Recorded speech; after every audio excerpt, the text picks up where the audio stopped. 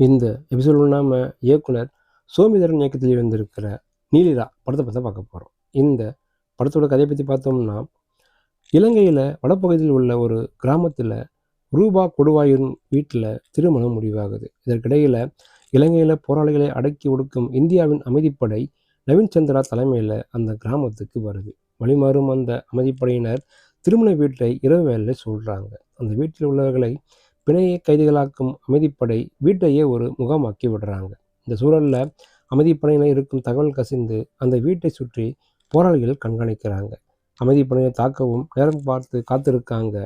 விடிந்தால் திருமணம் என்ற சூழலில் ஒரு பக்கம் அமைதிப்படையினர், இன்னொரு பக்கம் போராளிகளும் சிக்கி குடும்பத்தினர் பரிது வைக்கிறாங்க. அந்த தமிழ் குடும்பத்தின் கதி என்ன?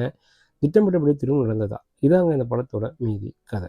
இந்திய இராணுவ அமைதிப்படை தலைவனாக நவீன் சந்திரா கம்பீரமான நடிப்பால் கலக்கியிருக்காரு. ஒரு பக்கம் அதிகாரம், இன்னொரு பக்கம் மனிதாபிமானம் என இருதலை கொள்ளி எறும்பாக பரிதவிக்கும் இடங்களில் கவனம் இருக்கிறான்னு சொல்லலாம். திருமண பெண்ணாக கலங்கி தவிக்கும் இடங்களில் ரூபா கொடுவாயூர் அசத்துறாங்க. போரின் வழி சுமக்கும் பெண்ணாக கவனம் வைக்கிறாங்க. சனந்த், கபிலவேணு, ரோஹித் கோகடே, விது, சித்துக்குமரேசன், நவயோகா, சுவாதி கிருஷ்ணன், நமச்சிவாயம் தம்பிப்பிள்ளை, காயல் வின்சென்ட் உள்ளிட்டோரின் நடிப்பும் குறைவில்லைன்னு சொல்லலாம். செல்வரத்தினம் பிரதீபனின் ஒளிப்பதில் காட்சிகள் உணர்வுபூர்வமாகவும், கேவின் இசை உணர்ச்சிபூர்வமாக நகருது.